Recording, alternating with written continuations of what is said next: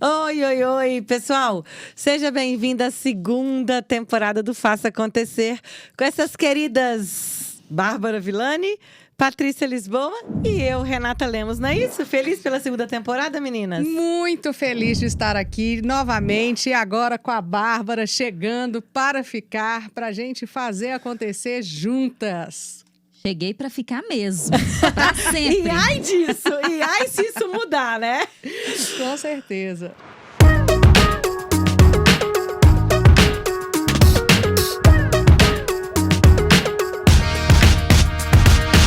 Gente, hoje a gente está em setembro de 2021 e no mês de setembro é muito importante falar dessa conscientização da prevenção ao suicídio. A gente tem, a gente sabe que o Faça Acontecer é um portal para a gente falar de desenvolvimento, de pessoas, de negócios e hoje esse é um assunto muito falado hoje dentro dentro da sociedade e dentro das empresas também, né? Como é que vocês veem a importância desse assunto hoje no dia a dia das pessoas? Bom, eu vou começar aqui falando, sobre o Setembro Amarelo e até lembrando de um comentário que eu fiz quando a gente estava, no final de agosto, já pensando, e planejando esse mês e essa importante campanha, de prevenção aí ao suicídio, que tudo isso está girando em torno da questão da saúde mental. Verdade. Quando a gente pensa em eliminar a própria vida, é porque realmente, existe uma dor, um incômodo, algo que está muito pungente. E quando a gente pensa, então, em saúde mental de uma forma global, eu fiz esse comentário que a gente está vivendo um eterno setembro amarelo, na realidade, desde março do ano passado, com a pandemia, O quanto isso mexeu com a nossa saúde mental. Então, eu acho que especialmente esse mês de setembro e essa data específica e necessária de setembro amarelo,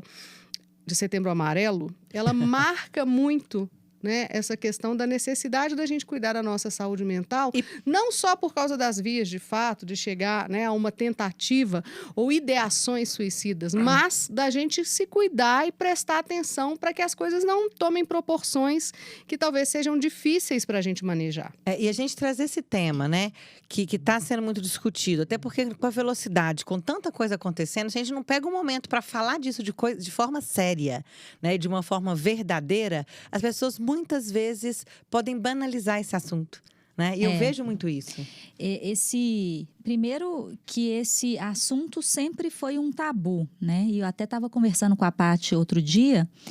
Ele é um tabu, existe uma história, por trás disso daí, do suicídio.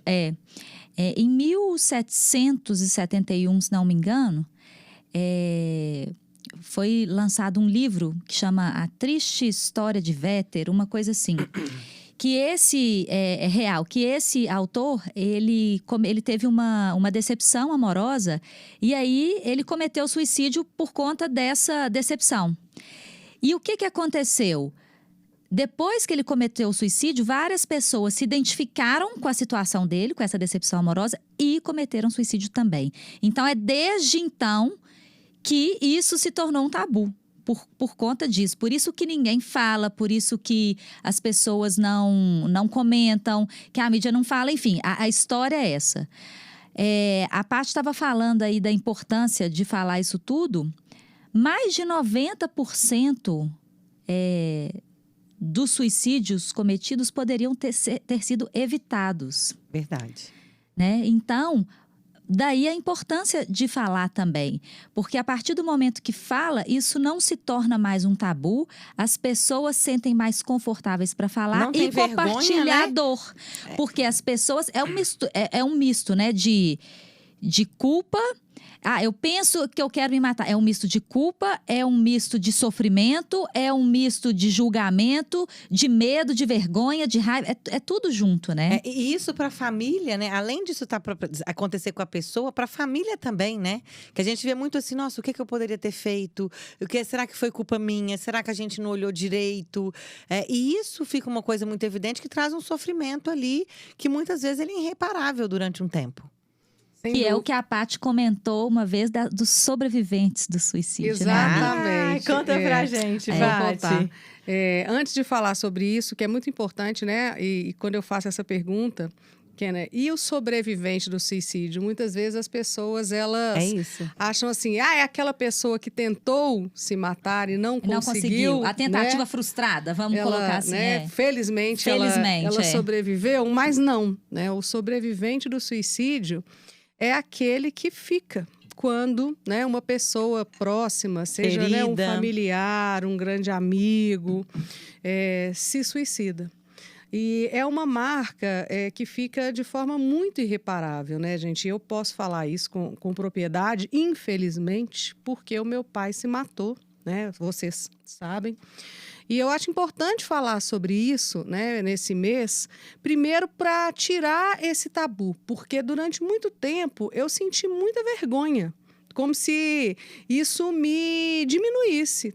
Tem uma história, né, de um pai suicida e, ao mesmo tempo que eu tinha dificuldade de falar sobre isso também, muitas vezes, virava uma situação de muito constrangimento. Porque, né, às vezes as pessoas perguntavam de forma natural, e seu pai? Né? Eu sempre falei, meu pai faleceu.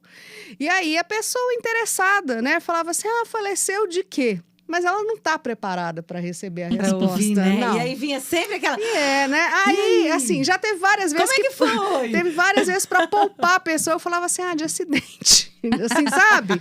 Porque foi um acidente, mas não foi, né? Meu pai estava deprimido e, infelizmente, ele não deu conta mesmo da própria dor e tirou a própria vida.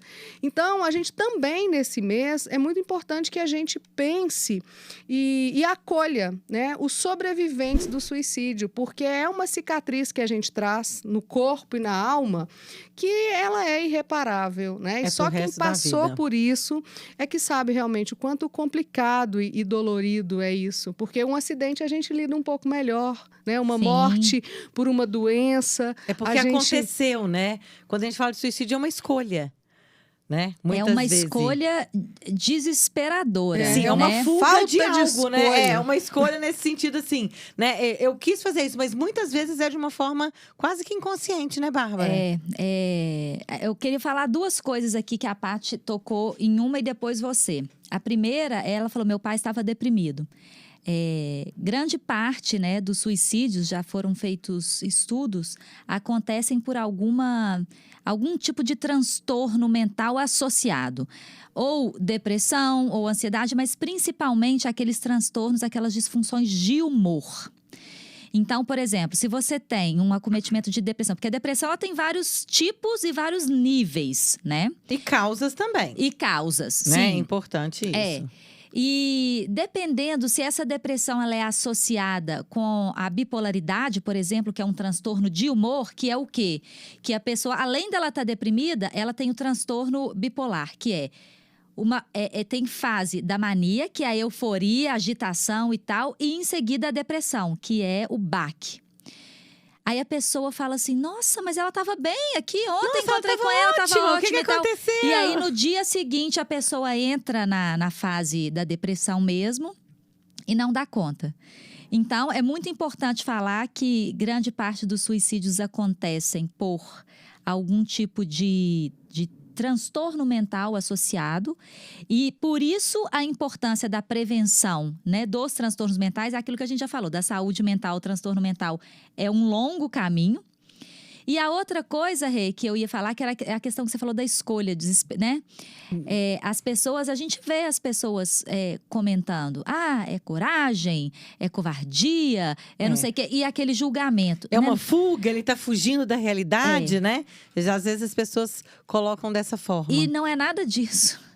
É um ato de desespero. É um ato de desespero, porque o suicida, ele não necessariamente ele quer morrer. Ele quer acabar com aquele sofrimento insuportável. Dele. E a única via de saída que ele vê é acabando com a própria vida. E que é a solução que, infelizmente, é fatal. Mas, assim, não é um ato de coragem ou de covardia, é desespero. De desespero, né? E aí vem o impacto nesses sobreviventes, né? Nos familiares, nos entes queridos, nas pessoas ali em volta, que muitas delas ficam se questionando. Como que eu vou lidar com isso?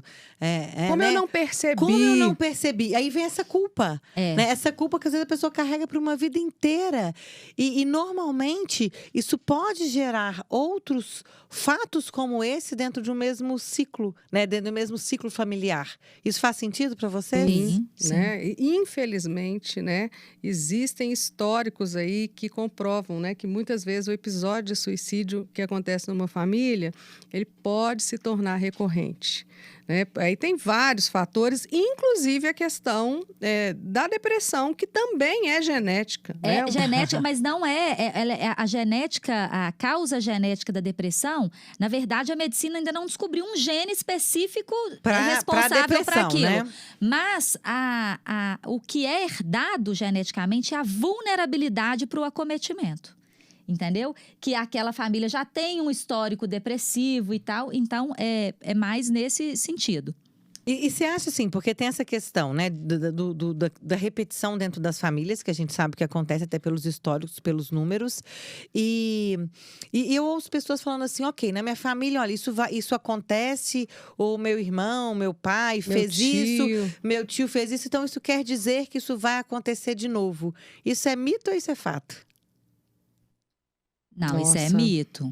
Eu acho assim, a gente não pode julgar, né, colocar como verdade a verdade do outro. Cada um tem a sua história e cada um tem a sua verdade.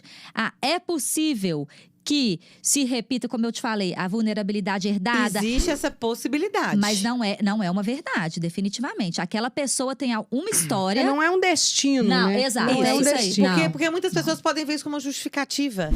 Né? E esse olhar para a prevenção, por isso que a gente está trazendo esse tema aqui hoje, é justamente para esse olhar atencioso para isso. E não é porque aconteceu, porque agora muitas pessoas falam, olha, a gente nunca teve adolescentes ou jovens que estão suicidando como... Né? Há pouco tempo atrás. Exato, não. Isso é um fato. O índice de suicídios em jovens está uma coisa alarmante. Crescendo muito. Alarmante. De 15 a 29 anos. É a maior... É o maior percentual na faixa etária e faixas etárias. E aí, ouvindo isso assim, não, mas ele suicidou porque na família dele já tem casos disso. Isso não pode ser uma justificativa. Não. As pessoas não podem olhar isso como um destino, como vocês falaram. Né? E a gente fala desse tema aqui hoje, né? Nesse episódio, é justamente para o cuidado na prevenção. E no buscar ajuda, né, Rê? E buscar ajuda, porque se já tem casos na família, e se eu tô percebendo... Não precisa virar essa mãozinha para mim, se eu estou percebendo... se eu estou percebendo que...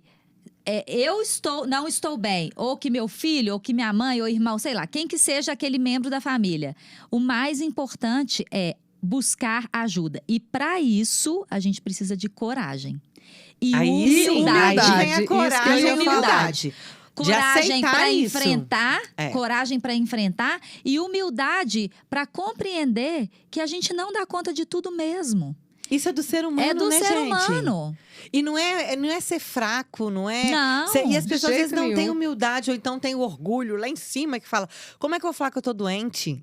Como é que eu vou falar que eu tô precisando de ajuda? Então, como é que eu vou, né? Como é que eu vou tomar remédio? Né? Aí, ainda tem essa crença, né? Sim. De, nossa, se eu tomasse remédio é porque eu tô doido, que eu tô... E não é assim. Não, é orgânico, né? é químico. Tem é situação orgânico, que não, é químico. que não e às tem vezes jeito. o corpo não vai dar e a gente tem que colocar mesmo. Exatamente. É muito importante. São todos os casos que precisam de medicação? Não. Não são. Tem casos mais leves, mais brandos, que a gente consegue tratar apenas com psicoterapia? Sim. Tem caso que a gente consegue até sem psicoterapia? Talvez sim. Agora, tem casos que não, que é orgânico, é químico e o corpo está em desequilíbrio químico. E aí a gente tem que vir e precisa de ajuda. E com responsabilidade. De um médico, exato. Então, se você buscar ajuda, seja de um psicólogo, de um psicanalista, de um psiquiatra, os profissionais responsáveis vão te indicar e te encaminhar para as pessoas não certas. É esse negócio que as pessoas falam assim, eu tô assim, a minha amiga me recomendou um remédio que fez. Isso é um risco para a saúde. Muito, é muito importante grave. a gente reforçar isso, porque precisa, né? A gente está falando de uma questão psíquica e precisa ser acompanhada por profissionais sérios. Exatamente. Mesmo porque, Rê, a gente falando, seja de depressão ou de ansiedade ou bipolaridade, qualquer que seja o acometimento, tá? O corpo, existem vários tipos de depressão, por exemplo. Existe aquela depressão que você fica o dia inteiro na cama, deitado. Você não consegue levantar. Existe a depressão que você não consegue dormir, você tem insônia. Existe a depressão que você fica agitado, irritado. O corpo responde de várias maneiras, né? E essas manifestações do corpo são indícios de neurotransmissores e hormônios que estão em desequilíbrio. Então, o profissional vai saber indicar e muito sério, pedir exames necessários para aquilo. Porque o profissional sério, ele vai pedir exame. Vai pedir hemograma, vai pedir vitamina D, vai pedir exame de imagem. Para poder vai pedir... equilibrar isso, né, gente? Vai. E é importante esse movimento. E uma outra coisa também que eu queria trazer aqui é a questão das empresas, né? Como é que as empresas, os profissionais, a gente falou muito dessa questão do núcleo familiar, como é que as empresas podem trabalhar isso e podem ter esse olhar, né, nesse momento? O que vocês têm percebido disso? Isso que eu queria falar, né? Que a questão do Setembro Amarelo não é para falar de suicídio. É da prevenção. Né? É para falar de prevenção ao suicídio, né? E isso é um ponto muito importante, até porque, né, eu trabalhei durante 8 anos dentro de emissora de televisão. Então, eu me lembro muito bem, né, que no jornalismo chegava todo dia lá na apuração, né, a hora que fazia as rondas em hospitais, em ML, né, assim, eram, às vezes, dezenas de suicídio num dia. E isso não é noticiado, né, e como a Bárbara disse, começou aqui o nosso podcast, dando o exemplo do livro, né, e do apaixonado que se suicidou, e isso incentivou várias pessoas, a gente ficar falando sobre o suicídio em si também promove isso. E é por isso que não tem que ter notícia em jornal mesmo, é por isso que não tem que ficar falando de suicídio, não porque ele seja um tabu, mas é porque a gente também não pode naturalizar o suicídio. Sim. E aí, emendando com isso e respondendo, né, o que você colocou, Rê, então, primeiro é que a gente tem que falar nas empresas, quando a gente fala de saúde mental, o que a gente tem que normalizar é vulnerabilidade, o que é uma coisa muito difícil dentro da nossa profissão. Se a gente já tem dificuldade, muitas vezes dentro de uma empresa, de dizer para as pessoas assim, olha, eu não sei fazer isso, né? Eu estou falando assim, de atividades, né, normais do dia a dia. Gerais. E eu falo, eu não consigo fazer isso, eu não sei fazer isso. Eu falo, nossa, eu não posso falar sobre isso, porque senão as pessoas vão pensar que eu sou incompetente. O que dirá uma pessoa que vai dizer o seguinte, eu não estou bem, eu estou mal, eu estou triste, eu estou deprimido, eu preciso de ajuda, né? Isso aí, gente, é a gente saber manejar muito bem a nossa vulnerabilidade. E aí é preciso que as empresas, elas realmente tragam esse assunto à tona e tratem isso com muita naturalidade, porque nós somos seres humanos complexos, repletos de emoções, de altos e baixos, né? Ninguém está nunca bem, a gente não está 100%. Não existe um mundo perfeito. Então, né? E aí eu fico assim, contente quando eu percebo que finalmente, né, por um motivo horrível que foi essa pandemia, mas que pelo menos, né, começaram a acontecer fatos e situações dentro das empresas que a coisa saiu do controle. E aí a gente falar, eu não estou bem, né? Falar, olha, eu estou definhando, eu estou mal, eu não estou dando conta. Isso trouxe uma vulnerabilidade de forma natural. Então, o que a gente tem que fazer é continuar com isso, né? E as empresas trazerem isso e acolherem as pessoas. Porque aí um colaborador fala o seguinte, eu não estou bem, né? Ou eu tenho um diagnóstico de depressão. E aí a empresa faz o quê? Né? Além de, por exemplo, se dentro do diagnóstico tem uma licença. Né? Mas é mimimi. Né? Mas as empresas estão preparadas para lidarem com isso, né? Porque uma licença médica é muito simples. Mas e um colaborador que está deprimido, né? A gente está falando de depressão, mas como a Bárbara falou aqui no começo, a gente pode estar falando de uma pessoa borderline, a gente pode estar falando de uma pessoa que está com uma crise de ansiedade, enfim, qualquer acometimento nesse ponto. A empresa está preparada para acolher esse colaborador e para integrá-lo à rotina da empresa, sabendo dessa vulnerabilidade? Elas estão dispostas a isso? Pois é, eu queria tocar num ponto aqui também que é muito sensível, que é o outro lado, já que a gente está falando de empresas. Porque quando a gente fala de empresas grandes que que tem orçamento para isso, que tem mentalidade para isso, que tem condição de fazer todos esses programas de prevenção, de conscientização Saúde e tal, mental, é uma enfim. coisa, tá? Eu vou colocar aqui, que são empresas que a gente está acostumado a trabalhar aí sempre, mas eu vou colocar a realidade que chegou para mim, que tem chegado, tá? De quê? De pequenas empresas, pequenos empresários, micro, tá? Que estão com casos de acometimentos na empresa, como qualquer outra empresa. Seres humanos que Seres estão por ali, né, humanos. gente? Não tem outro jeito. Só que sabe qual que é o questionamento? Me liga e fala assim, Bárbara, eu preciso de ajuda para tal funcionário que aconteceu isso. Beleza, manda, vamos conversar, tô aqui disponível e tal. Mas eu preciso entender qual que é a situação, por quê? Eu não estou conseguindo sair pelo INSS, eu não tenho condição. Eu sou um empresário, minha empresa tem 10 pessoas, tem 5 pessoas. Eu não tenho condição de bancar tudo isso. E eu quero ajudar a pessoa, mas eu não tenho caixa para ajudar a pessoa. Eu tenho amigas como você que podem colaborar de alguma forma e tal, mas... E o lado dessas pessoas também, que é muito difícil, o lado do empresário, do microempresário. Sim. Que é a realidade de muita gente aqui. Do Claro, nosso país, mercado, do mercado. Né, gente? A gente, porque a empresa grande, ok, eles têm Por orçamento, isso, verba, tudo para isso. O pequeno, não. Por isso, mais uma vez, né? Toda a sociedade, as empresas trabalhando com essa prevenção. Muitas vezes assim, não deixar que aconteça, é ter esse cuidado antes que aconteça. Porque se acontece, a gente tem uma situação, a gente não tem controle, vamos ter que Sim. entender como que a gente vai fazer.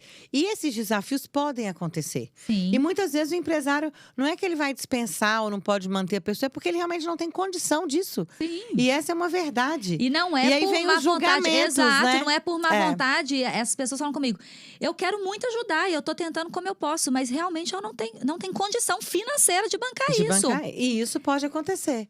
E aí que vai a importância de trabalhar a prevenção. Tanto a nossa Perfeito. sociedade, as grandes empresas, a mídia, né? Falar sobre esse assunto, sobre os cuidados, para que a gente possa tentar evitar que esse tipo de coisa aconteça. Porque o microempresário, da mesma forma, às vezes ele não tem como investir em programas de capacitação, de programas de saúde mental, de capacitação sobre o tema, mas hoje a gente sabe que o mercado tem muita coisa sobre isso e que às vezes isso pode ser disponibilizado de uma outra forma. E às vezes as pessoas só atentam para isso quando acontece.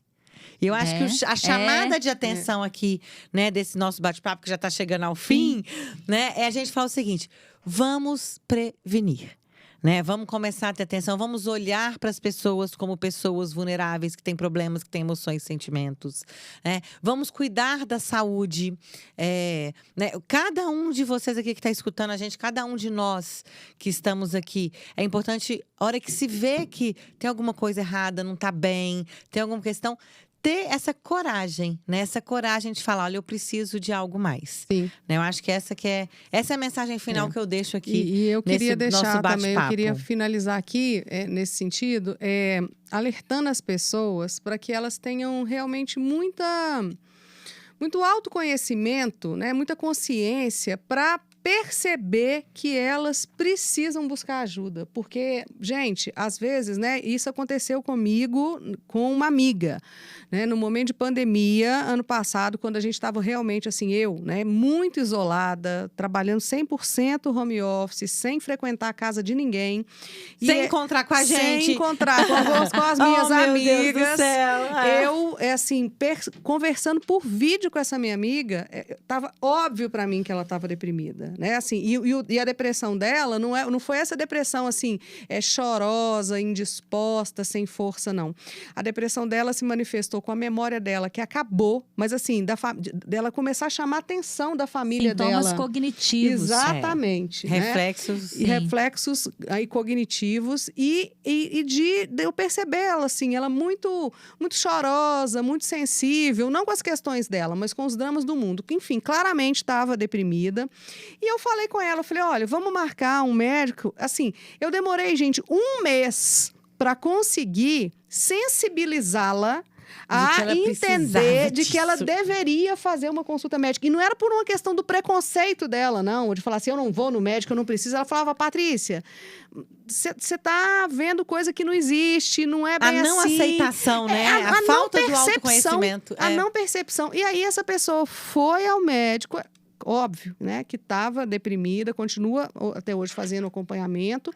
E aí, ela precisou ser medicada. E aí, a hora que ela começou a ser medicada, né, um mês depois, que aí, né, os efeitos já começaram a aparecer, ela me falou assim, deixa eu te falar uma coisa, você salvou minha vida, né? Não no Olha sentido só. literal, né? Aham. Porque ela não estava com ideação nenhuma de suicídio, não. Mas assim, ela falou, porque eu não estava entendendo nada que estava acontecendo, eu não estava percebendo e eu não ia procurar ajuda por ignorância.